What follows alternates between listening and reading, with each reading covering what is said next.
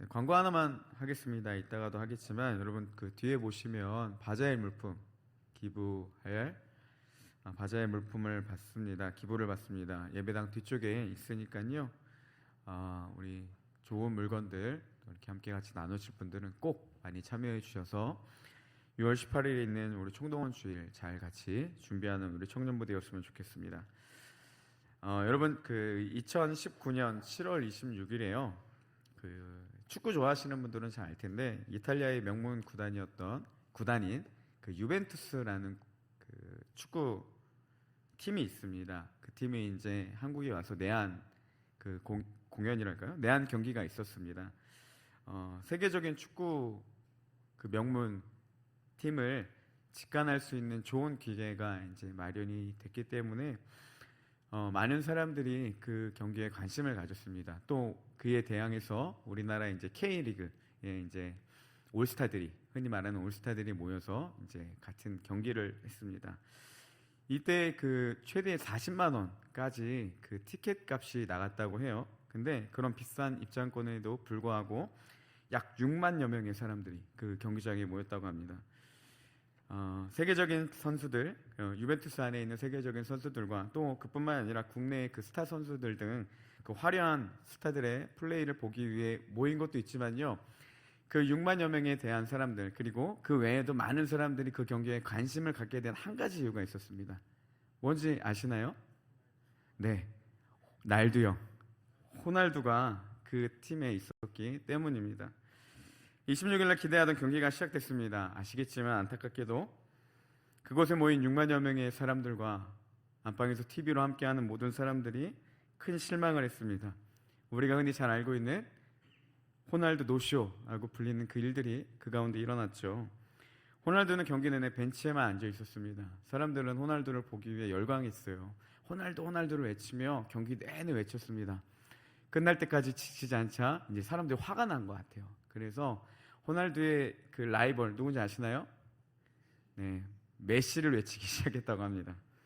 근데 끝까지 결국 호날두는 나오지 않았고 이제 그래서 이제 여러 가지 논란들이 많이 됐던 그 일들이 있었습니다. 이전까지 호날두의 별명이 뭐였냐면요, 우리 형이라는 별명이 있었습니다. 근데 이 사건 이후로 호날두의 별명이 우리 형이 아니라 날강두로 바뀌게 된 그 일들이 일어났습니다. 마치 저는 이 일들을 보면 좀 이런 생각이 들었어요. 여러분, 호날두 없는 유벤투스는 유벤투스가 아니었습니다. 사람들의 인식에. 이외에도 이런 의미들이 많이 있죠. 안고 없는 찐빵, 김 빠진 콜라. 오늘 말씀 제목도 이렇게 정했습니다. 혹시 말씀 제목 기억하시나요? 네, 오늘 말씀에 일어난 사건입니다. 빵집에 빵이 없게 된 사건이 일어납니다. 이 말씀은요, 그 토미 텐이라는 목사님이 다윗의 장막이라는 책에서 쓴 글을 인용해서 제가 그 모티브로 얻어서 말씀을 준비했습니다. 먼저 오늘 말씀의 배경을 좀 살펴볼게요. 1절의 말씀인데요, 우리 같이 한번 읽어보겠습니다. 자, 시작. 사사들이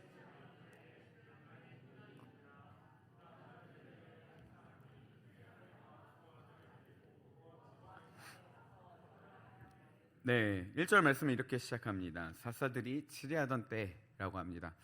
이게요, 그 읽는 저자들은 더 친숙했을 겁니다. 왜냐하면 여러분, 룻기서 바로 전에 어떤 말씀이죠? 네, 사사기 말씀입니다. 사사기의 마지막을요, 이렇게 맺습니다. 사사기 21장 25절 말씀인데요, 같이 한번 읽어보겠습니다. 시작.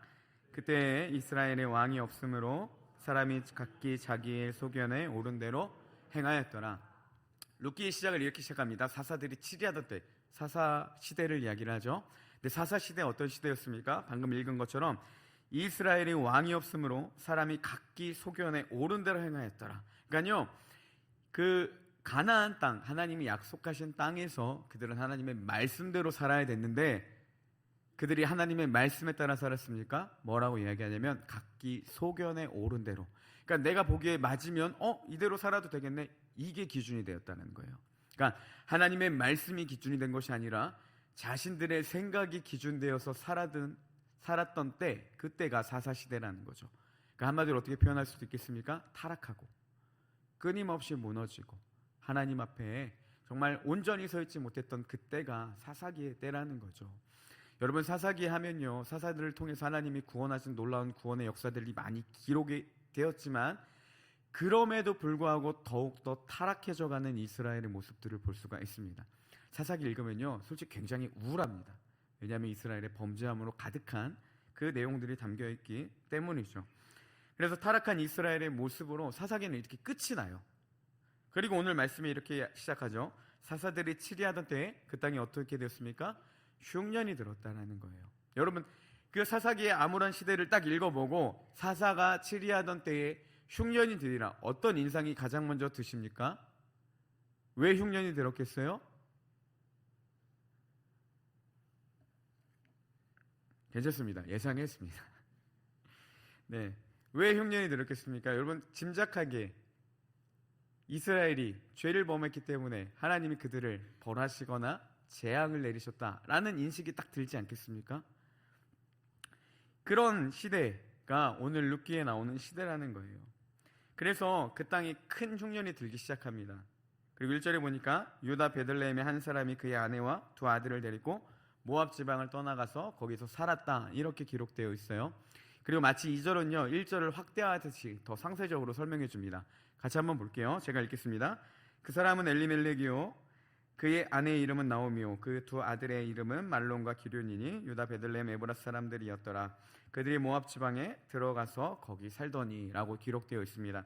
여러분, 한 사람이 모압 지방에 가서 거류하게 됐다. 그 사람의 이름을 뭐라고 기록하고 있습니까? 2절에 보니까 엘리멜렉, 그리고 그의 가족들이라고 표현하고 있습니다. 그들의 출신이 어딨냐고요. 그들이 어디 사람이었는지 보니까요 유다 베들레헴 에브라 사람들이라고 오늘 말씀에 기록되어 있습니다. 여러분, 잘 아시겠지만 베들레헴이라는 말은요 베이트라는 그 히브리어 집이라는 뜻과요 이 레헴 빵이라는 그 합성어입니다. 그러니까 이렇게 표현할 수 있죠. 빵집, 빵집이 베들레헴의 의미입니다. 그리고 이 에브라 사람들이라고 표현하고 있는데요, 당시 그 갈렙의 아내였던 에브라다의 후손으로 보고 있습니다. 근데 이 에브라다의 뜻이 뭐냐? 열매를 맺다, 풍성하다라는 의미가 갖고 있어요. 그러니까 베들레헴 에브라 사람들 하면 어떤 인상이 듭니까? 빵집에 풍성하고 열매 맺는 사람들이라는 인식이 있는 거예요. 근데 그런 풍성한 빵집을 인상해 주는 그곳이 어떻게 되었냐? 사사가 치리하던 때에 흉년이 들었다는 거예요. 그리고 빵집에 풍성히 열매를 누려야 될 사람들이 빵이 없어지게 되자 어디로 갑니까? 모압 지방으로 갔다는 겁니다. 그들의 이름대로 풍요를 누려야 했지만요 실상은 전혀 달랐다는 거예요. 풍요로움을 상징하는 베들레헴이라는 이름과 그 에브라시라는 이름을 가졌는데 실상은 궁핍하고 먹을 것이 없어서 다른 이방에까지 가게 되는 그런 일들이 일어났다는 겁니다.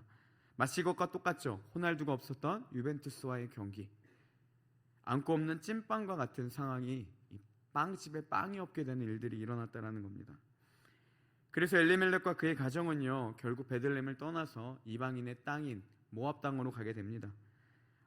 제가 아까 이 토미테니 목사님 그 책을 인용했다 했는데 그 목사님께서 이 부분을 이렇게 설명해 주셨습니다. 제가 좀 읽어드릴게요. 그들이 빵집, 이 베들레헴이죠, 베들레헴을 떠난 이유는 빵집에 빵이 없었기 때문이다. 사람들은 왜 교회를 떠나는가? 그 이유는 간단하다. 빵이 없기 때문이다. 나오미 일가는 요즘 교회를 떠나는 사람들과 공통점이 있다. 그들은 빵을 찾기 위해 다른 곳으로 갔다. 무수히 많은 사람이 술집으로, 클럽으로, 점치는 집으로 몰려다니는 이유는 뻔하다. 목숨을 부지하려는 것, 어떻게든 살아보려는 것이다.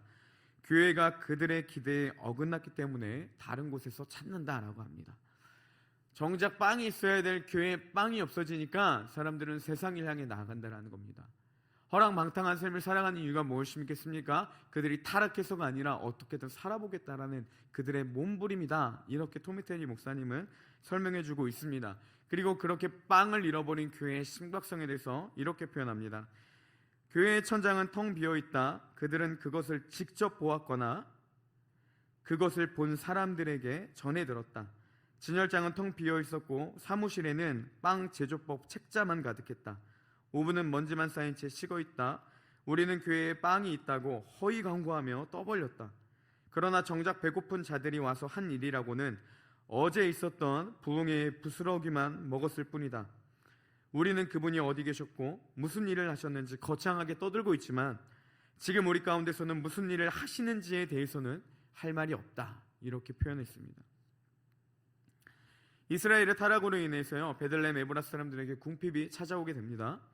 유대인들이 이방인을 부정하게 여기며 당시 그들을 멀리하며 살아갔던 그 당시 시대적 배경을 감안할 때요, 여러분, 그 엘리멜렉이 모압 땅으로 가서 거주해 산다라는 그 선택은 쉽지 않은 선택이었다는 거예요.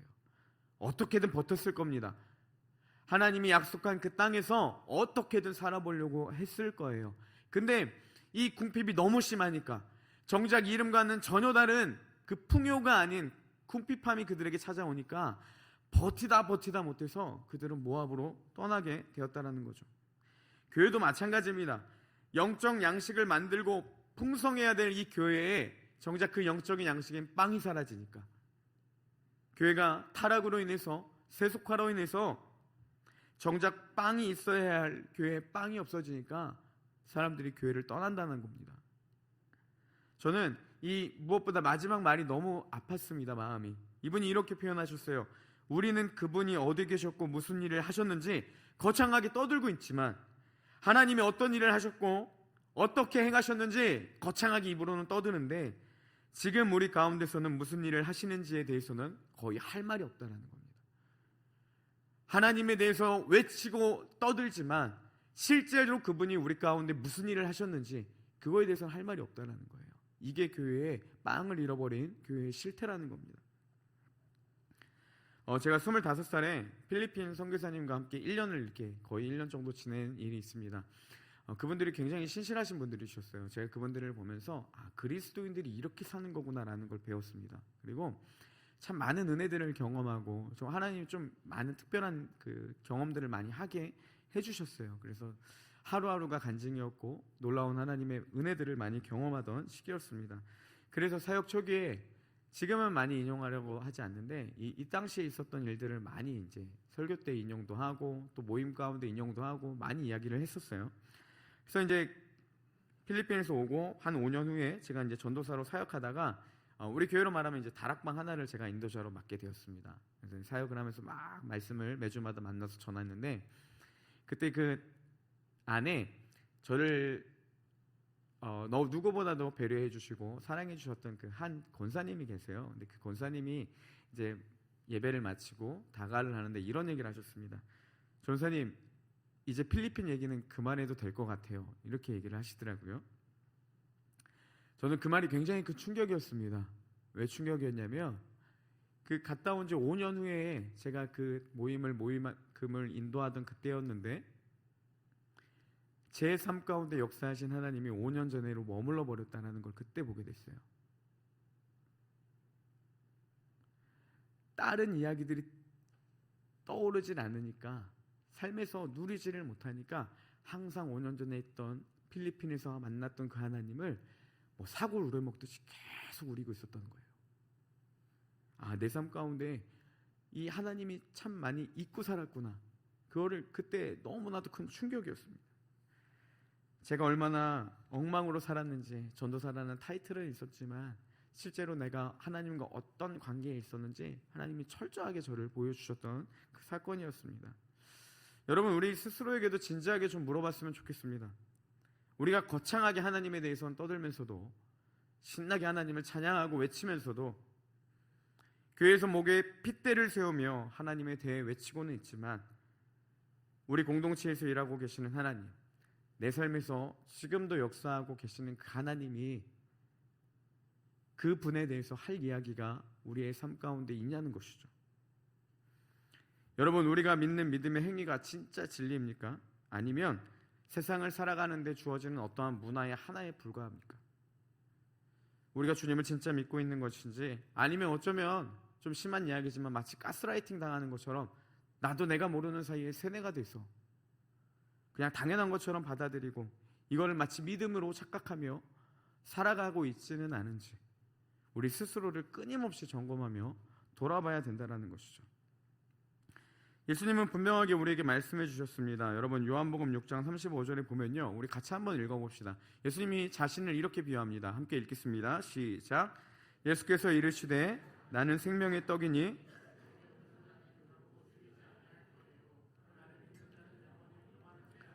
네, 6장 51절도 한번 읽어보겠습니다. 시작. 나는 하늘에서 내려온 살아있는 떡이니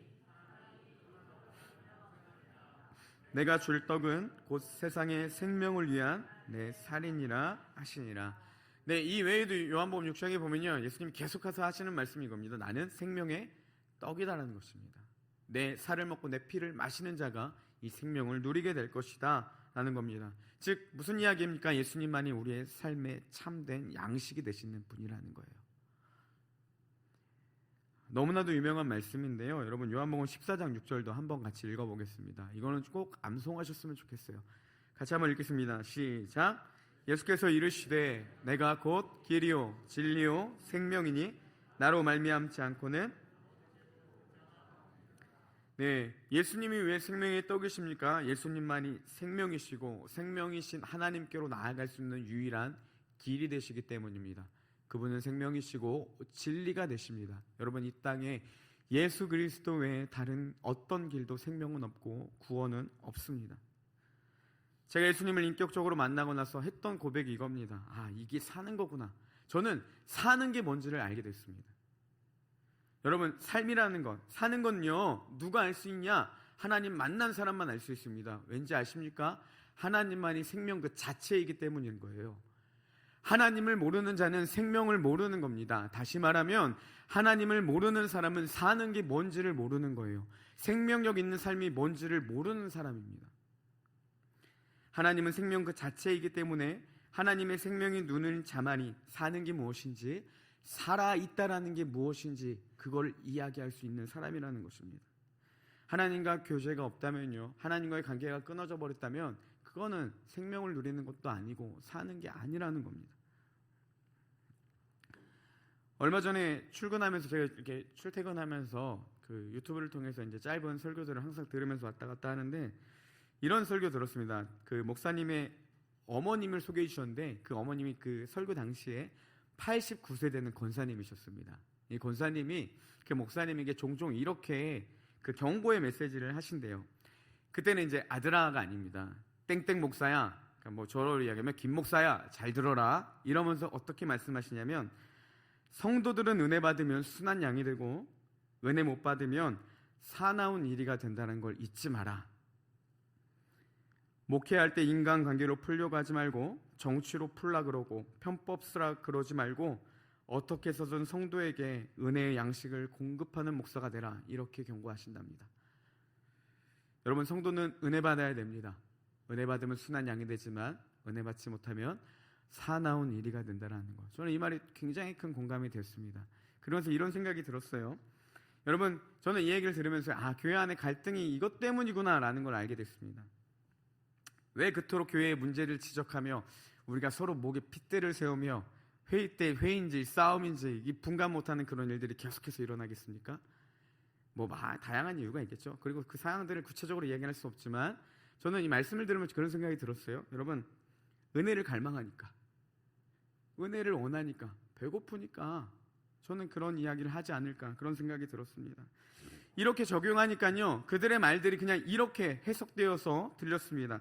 나 너무 배고파, 이렇게 해야 맞아, 이렇게 해야 교회가 이런 방향으로 가야 우리가 살아, 이런 문제 때문에 교회 안에 이런 문제가 있으니까 영적 양식을 공급받지 못하는 거야. 그러니까 이렇게 하자, 저렇게 하자. 여러분 분쟁하는 이야기를 들어보면 다 틀린 얘기 하나도 없습니다. 다 똑같은 얘기입니다. 그들이 서로 외치는 게 무엇이겠습니까? 은혜 받고 싶으니까, 지금 현 상태가 문제가 되니까 이렇게 하자, 이렇게 하면 은혜가 되지 않을까. 저는 이 말이 계속해서 그렇게 다가오는 겁니다. 다들 배고프니까요, 영적인 체험을 얻기 위해서 각자의 소견대로, 각자의 아이디어로 좋은 방법들을 스스로 제시하는 겁니다. 물론 힘드니까 그게 과격하게 나올 때도 있고, 그게 또 때로는 원치 않게 상처를 줄 때도 있습니다. 그런데 근본적으로는요, 그 사람이 나빠서가 아니라 은혜가 갈급하니까 어떻게든 살아보려고 나름대로 발버둥 치는 그 수단들 아니겠습니까? 이게 어디 뭐 성도만의 문제겠습니까? 여러분, 목사도 은혜가 없으면 사나운 이리가 됩니다.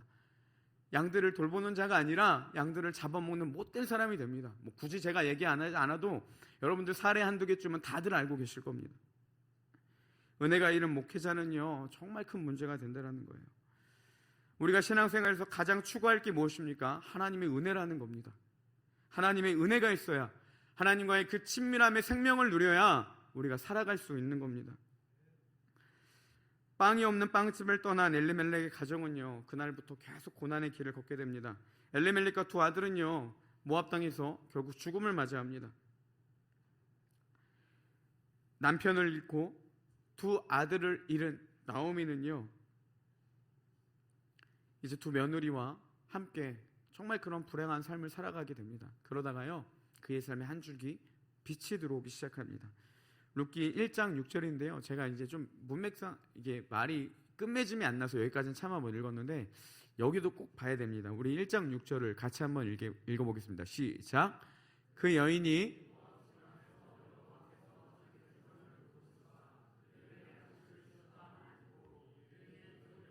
함께 일어나 모압 지방에서 돌아오려 하여. 빵이 없는 빵집에 무슨 사건이 일어났습니까? 여호와께서 자기 백성을 돌보시사 무엇을 주셨어요? 양식을 주셨다는 소문이 나기 시작했다는 겁니다. 이게 그 모든 것들을 다 잃어버리고 처절했던 삶을 살았던 나오미 일가에게 다시 한 줄기 빛이 들어오기 시작했다는 거죠. 여호와께서 자기 백성을 돌보시니까요, 빵집에 빵이 채워지기 시작했다는 겁니다.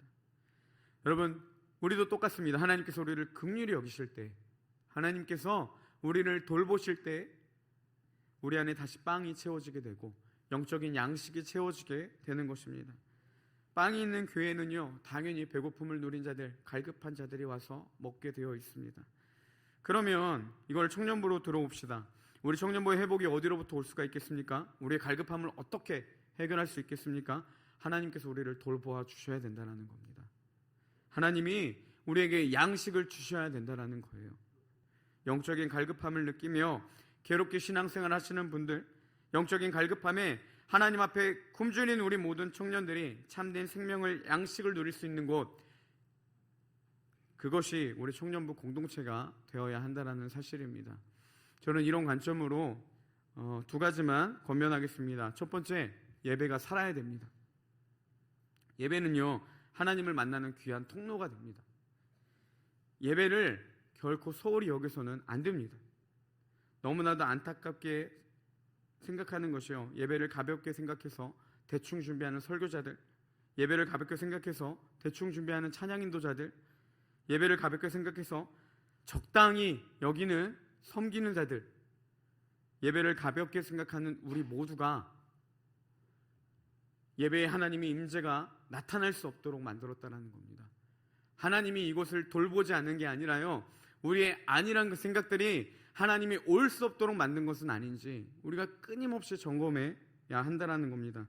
여러분 잘 아실 겁니다. 은혜가 없는 예배는요, 그 자체가 고통입니다.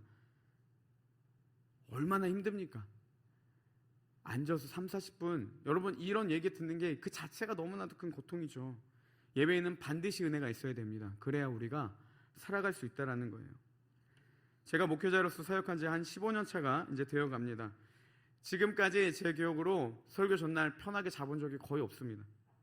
항상 부담이 되고 안일하게 생각할 때마다 그 부담감을 유지하려고 노력하고 있습니다. 근데 최근에 교만이 많이 들어오기 시작했어요. 턱없이 부족했는데도, 준비한 게 아직 완벽하게 안 됐는데도 이 정도면 됐다라고 생각하고 집으로 올 때가 많이 있었습니다. 그런 생각들이 자꾸 저를 괴롭혔어요. 그러다가 정신이 번쩍 듭니다. 와, 내 이러다가 그냥 이대로 만족해 버리겠구나. 대충 준비했으면서도 이 정도면 됐다라고 여기고 그 정도 수준에만 머물러서 평생 엉망으로 사역하겠다라는 생각이 갑자기 두려움처럼 오더라고요. 입으로는 예배가 생명이니 최선을 다해 준비해야 된다라니 뭐라고 궁시렁하면서 그냥 입으로만 그렇게 떠들고 실제로는 정말 그런 사람이 아닌 데는 사람이 되는 건 아닌지, 그런 두려움들이 계속해서 엄습해 왔습니다. 그래서 요즘엔 더욱더 저를 책찍질하고 있습니다. 설교 있는 전날은요 무조건 새벽에 일어나서 준비합니다. 오늘도 그랬고요. 새벽 예배 설교가 있을 때도 평소보다 더 일찍 일어나서 한 번이라도 더 보려고 합니다. 발전이 없는 사람이 될까봐 두렵고 대충 준비하는 사람이 될까봐 두려워서 제 안에 그런 성향이 너무 많은 걸 제가 알기 때문에 나름대로 노력하고 발버둥 치고 있습니다. 금요일에도 몇몇 청년들을 만나서 원래는 힘든 일 있나 얘기 들어주려고 했다가 예배는 철저하게 준비해야 된다. 내가 게을러서 철저하게 준비 못 해놓고 제발 성령의 인도하심이니 은혜이니 그딴 소리 하지 말아라. 계속해서 잔소리만 했습니다. 밥을 사줘가면서 커피를 사줘가면서 계속해서 예배 준비해야 된다고 잔소리만 했습니다. 아마 그 친구들 입으로 먹었는지 코로 먹었는지 모를 정도로 이럴 거면 왜 밥을 사주고 커피를 사주냐고 욕했을지도 모르겠습니다. 사실 뭐 그 친구들이 문제가 있어서라기보다는요 그렇게 큰 소리 쳐놓은 이유는 무엇이냐면 그렇게 해놓고 그 사람들 눈치 좀 보려고 제 나름대로의 안전장치였습니다.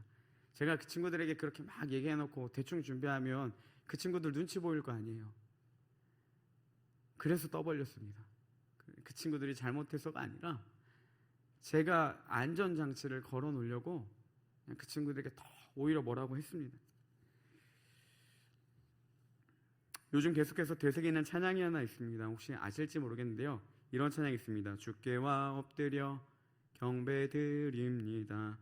주 계신 곳엔 기쁨 가득 무엇과도 누구와도 바꿀 수 없네 예배드림이 기쁨됩니다. 이런 찬양이 있습니다. 주께 엎드려 경배드립니다. 주님 계신 곳엔 기쁨이 가득하고 무엇과도 누구와도 바꿀 수 없네 예배드림이 기쁨됩니다 라는 찬양입니다. 여러분 주님이 계신 곳에는 기쁨이 가득합니다. 예배가 내 삶에 참 기쁨이 되기 때문에 그 예배의 맛을 아는 사람은 누구와도 무엇과도 예배를 바꿀 수가 없습니다. 하나님의 놀라운 임재가 있는 예배, 빵집에 빵이 있는 그런 예배, 그런 예배가 우리 청년부 가운데 드려지기를 주님의 이름으로 소원합니다. 여러분 예배갈 사랑하는 우리 청년부 되기를 갈망합니다. 그런 예배를 위해서요 우리가 그렇게 예배를 세우고 그런 분위기를 만들어 가야 한다는 것입니다. 함께 일어나서 찬양하자고 하면 같이 일어나 주시고 동조해 주시고 함께 목소리 높여서 더 큰 소리로 하나님 찬양해 주시고 말씀이 조금 부족해도 작은 공감이나 되지도 않는 개그를 치더라도 여러분 비웃는 웃음이라도 해주신다면 반응하는 줄 알고 저에게 얼마나 큰 힘이 되는지 모릅니다. 작은 공감이나 신앙 고백이 이루어주시면 여러분 가끔 아멘도 해주세요. 그러면 얼마나 힘이 되고 그 분위기 가운데 드려지는 예배가 얼마나 좋겠습니까? 아멘. 좋습니다. 여러분 하나님이 그 땅의 6절에서 주께서 주의 백성들을 돌보시사 양식을 주셨다라는 소문이 났을 때요 나오미 일가가 한 행동이 있습니다. 그들은 그걸 듣고 가만히 있지 않았어요. 그들은 그걸 듣고 모든 짐을 챙겨서 모압 땅에서 떠나 다시 베들레헴으로 가게 됩니다.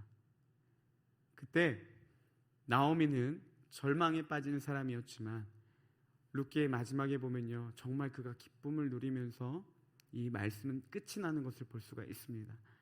하나님이 우리 가운데 충만한 은혜를 주시기 위해서는요 가만히 있는 게 아니에요.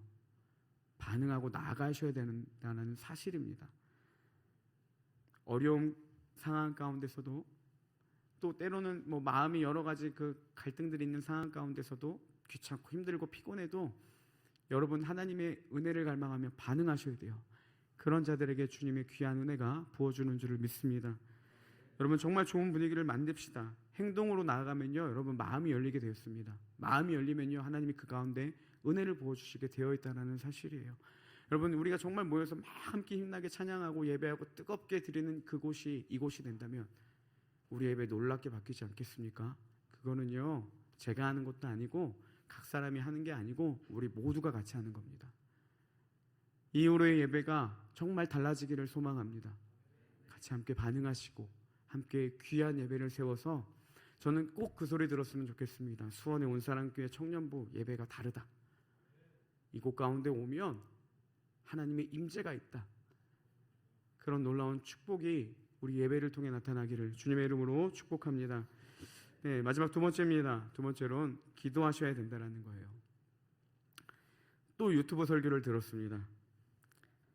기도는 반드시 열매 맺는다, 이런 주제로 이제 이야기를 하시는 걸 들었는데, 그 목사님이 이런 얘기를 해주셨어요. 그분의 아버님이 개척교회 목사님이셨답니다. 근데 이제 교회 안에 분쟁들이 많았대요. 그때마다 이제 목사님은 항상 기도하셨대요. 그러니까 그 어렸을 때 목사님께서 아버지 목사님에 대한 기억이 뭐였냐면 이렇게 새우잠을 자는 모습이었답니다. 왜냐하면 기도하다 잠드시니까 이렇게. 그러니까 이제 그 자녀들에게 아버지에 대한 인식은 뭐냐면 기도하시는 분이라는 인식이 있으셨어요. 근데 열심히 기도했지만 교회는 끊임없이 분쟁이 있었고, 뭐 100명이 된 적도 한 번도 없는 그런 어려운 교회였다고 합니다. 이제 하루는 그 교회가 너무 힘들어지는 일들이 있어서 이 담임 목사님께서, 그러니까 아버지 목사님이 이제 결단하시고 40일 금식 기도를 작정하셨답니다. 물도 먹지 않고요. 이제 금식 기도를 시작한 거예요. 20일도 채 되지 않아서 이분이 소천하셨답니다.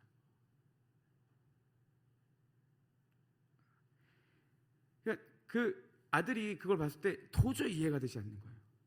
하나님 그렇게 기도했으면, 그 정도까지 했으면 좀 100명이 넘는 한 번에 뭐 부흥이라도 경험해 보든가, 아니면 교회가 좀 분쟁이 그치든가, 뭔가 좀 바뀌든가 해야 되는데, 그런 하나님이 도저히 이해가 되지 않는 겁니다. 받아들여지기가 너무 힘들었다는 거예요. 그러다가도 어떻게 해서 이분이 이제 사역을 하시게 됐습니다. 세월이 흘러서 이제 목회자의 길을 걷게 됐죠. 그리고 이분도 역시 개척을 하셨어요.